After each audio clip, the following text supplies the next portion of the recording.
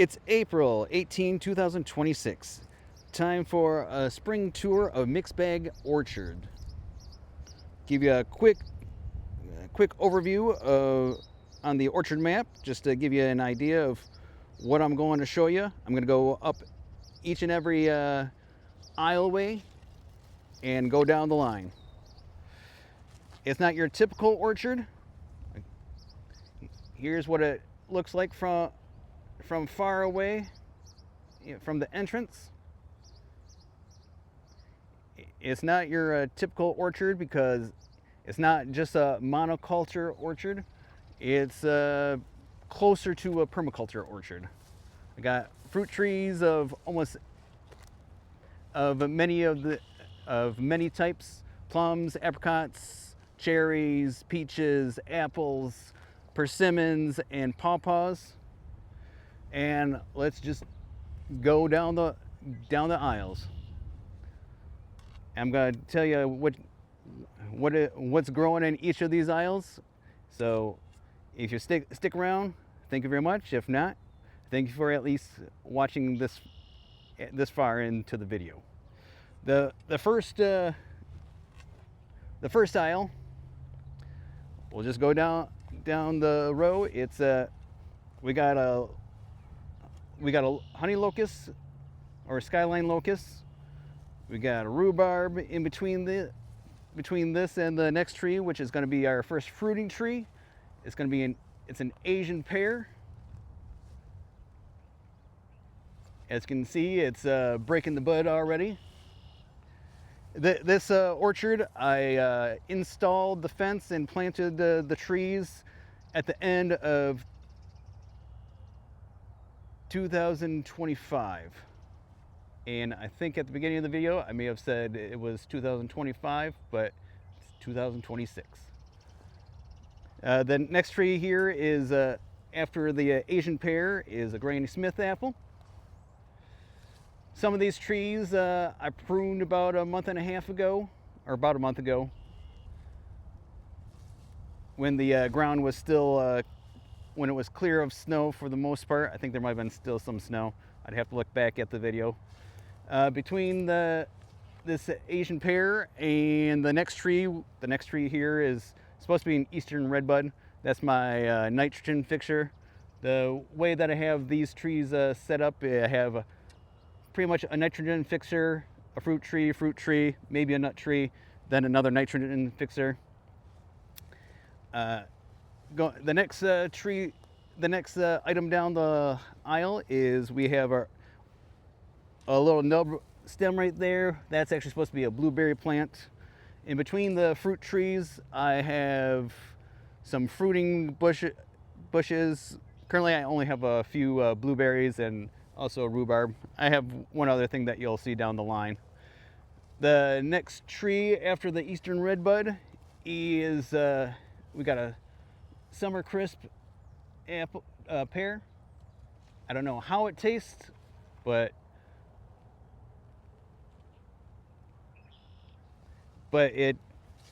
I'll find out sometime later if it flowers for me and fruits for me.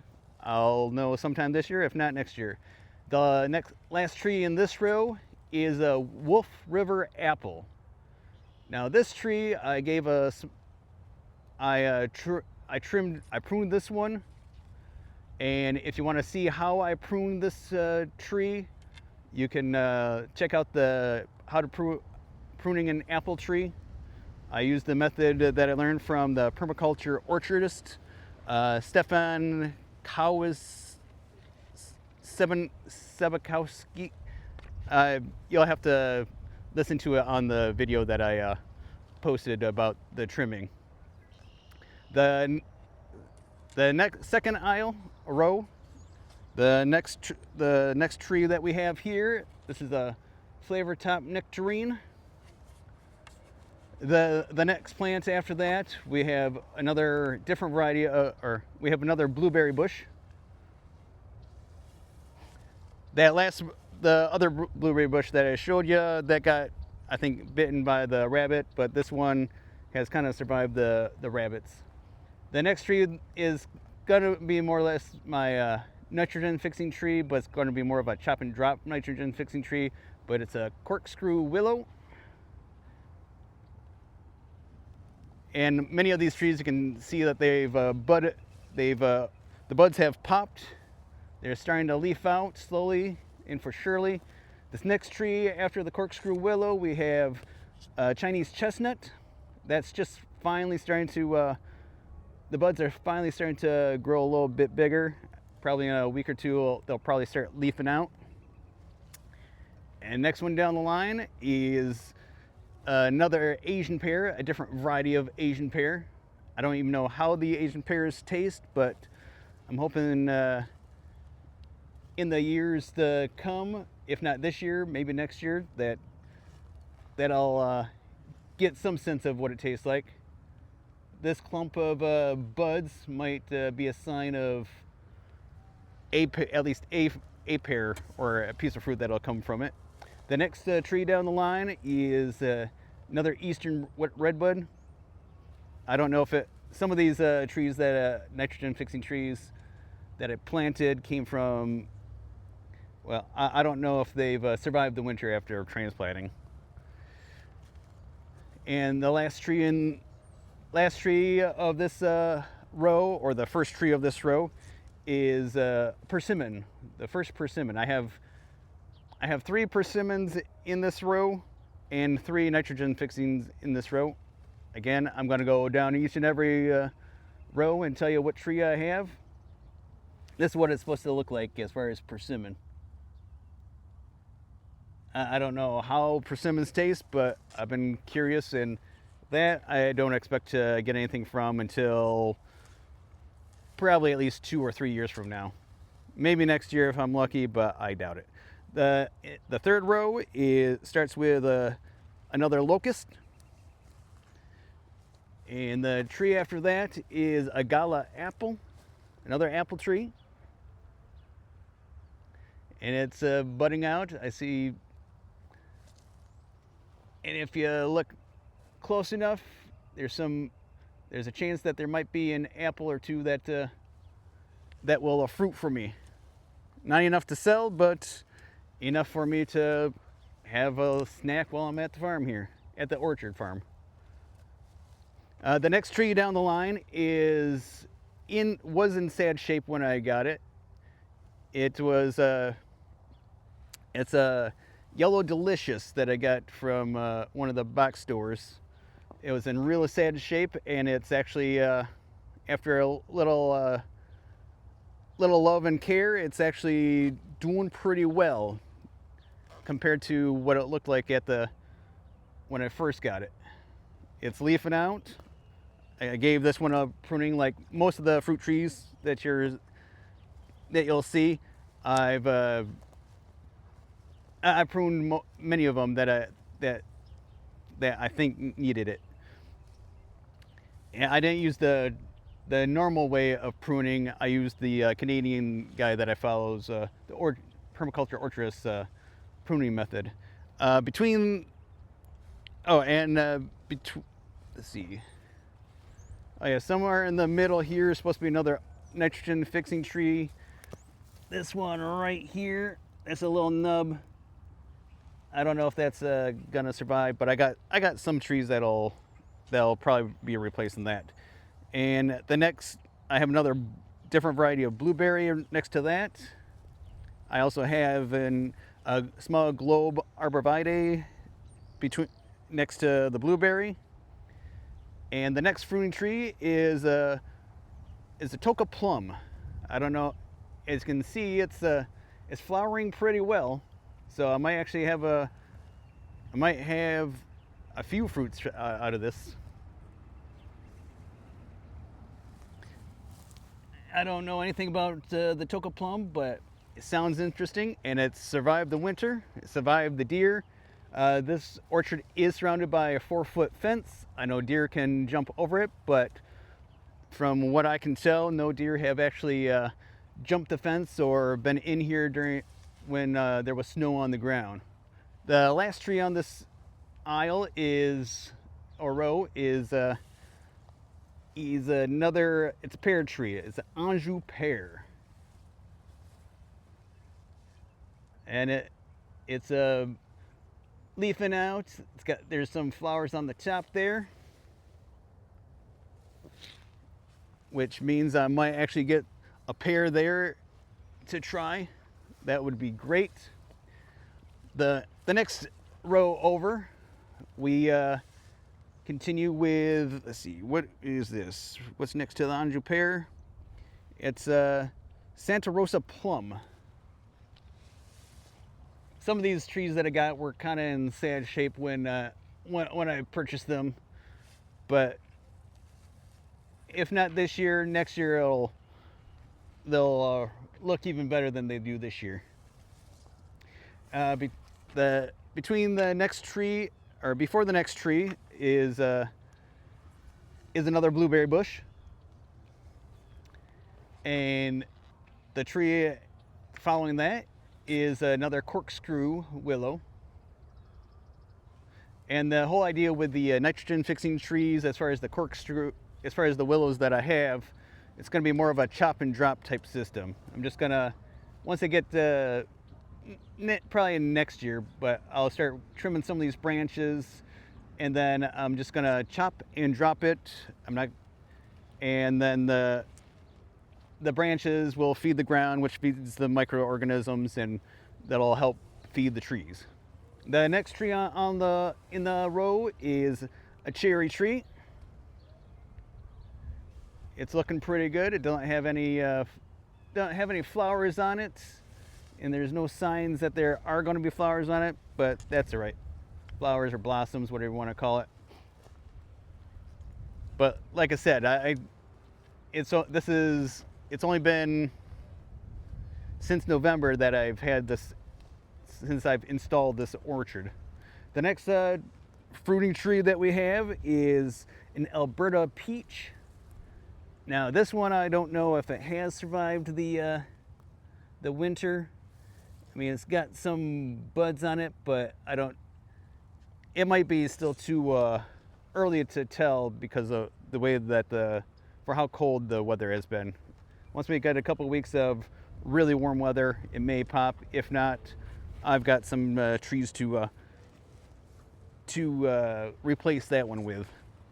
The next tree that's supposed to be on the list is supposed to be my next nitrogen fixing tree, but it's a small little nub that it may not have survived. But like I said before, I have trees that'll replace that one. The last/first tree in this row is another persimmon. That one the persimmons haven't really started to tell if they've actually survived or not. Again, it might be just a little too cold or inconsistent temperatures, just waiting for the ground to warm up, and as soon as it does, then they'll probably start growing and leafing out. The fifth row that I have is starts with a locust. Some of these smaller nitrogen fixing trees, non-fruiting trees, they were small little cutting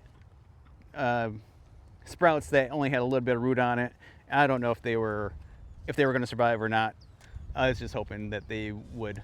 The next tree in this row is my next fruiting tree. It's a contender peach.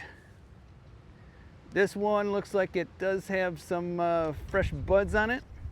Maybe just too cold for it for the buds to open up for this variety of peach, and probably just the location.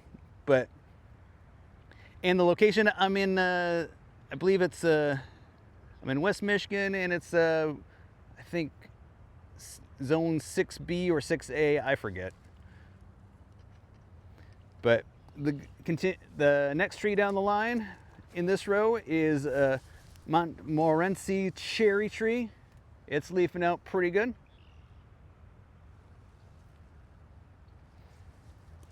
And going down the line again, we have another locust tree. This one's actually survived because if you look close enough, you can see that there's some there's green on top of this older growth on the bottom here. So I believe those green branches are a sign that it's still alive. Right next to that is a blueberry, another blueberry bush, which is budding out, and so that looks like it's budding and leafing out. So that's a very good sign. The next tree is a pawpaw.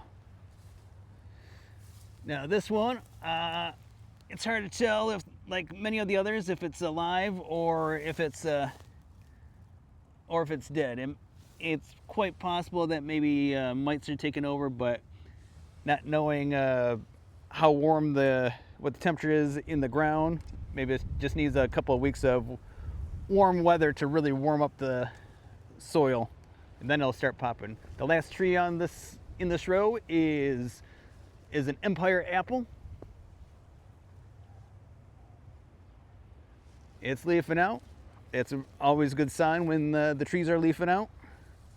It means that they at least have a chance to survive. And the last row on this orchard tour is springtime orchard tour continues with we got another pawpaw here. It's hard to tell. I mean, there are buds on these pawpaw trees, but it's just hard to tell if they're dried out and dead, or if they're actually going to eventually grow bigger and actually leaf out. I won't know that probably until it'll probably be a couple weeks before I know that. And before the next tree, we have our last blueberry bush. And right next to that is my next nitrogen fixture, nitrogen chop and drop tree, is a weeping willow. I know how tall some of these trees can get, but the idea is not to let them get that tall and eventually give them a haircut, or chop them maybe 6 foot high or 7 foot high or something like that. And the next tree down in the row is supposed to be a Red Haven peach, but this, like the yellow transparent or yellow delicious apple tree, it was a rescue from from the same big box store, and I kind of neglected it during the last summer, so this one may not survive. But I do have another fruiting tree that's going to potentially replace it. It's called a Lars peach, so that's probably what's going to happen for that tree. The next tree in this row is an apricot.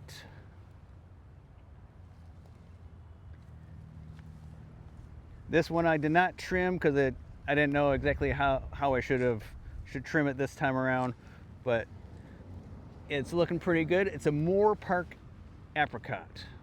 I don't know if I'm going to get any apricots, but we'll see later this summer. The next tree that's supposed to be around here is another nitrogen fixing tree, but it's a small little transplant, and I don't have high hopes. I think it's supposed to be somewhere around here, but oh well.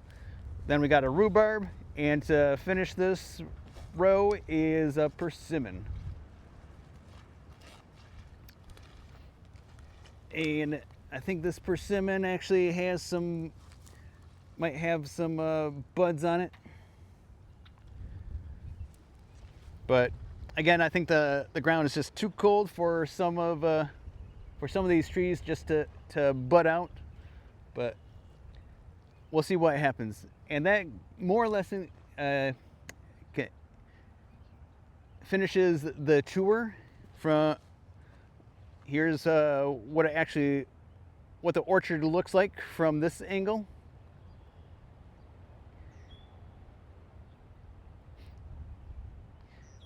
And the whole point of the this whole the permaculture orchard that the method that I'm using, the permaculture method, is the whole idea is you don't want a monocrop. If this was all apple trees, say, for instance, then what you're pretty much inviting is you're telling all the insects and critters and pests that like apples, that here's a whole buffet of apples. So if one tree goes down, then there's a chance that like most of the apple trees would be infected by some type of pest.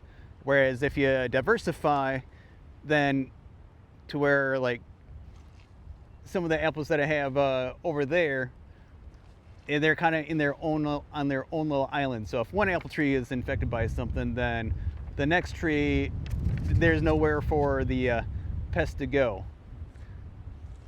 And also with this diversity, also attracts a lot more of the predators, as far as like the many different varieties of birds. Anyway, that is enough talking from me as far as this permaculture, as far as this orchard tour goes.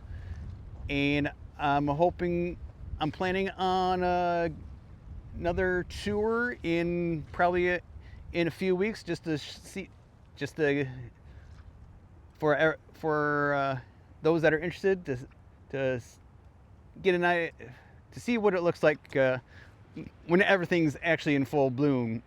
So it'll probably be sometime towards the end of May when that happens. So again, here's a look of the map for those that are interested in seeing what we went through. It's really windy today. And for those that stayed throughout the whole video, thank you for watching for staying with the tour, and I hope you'll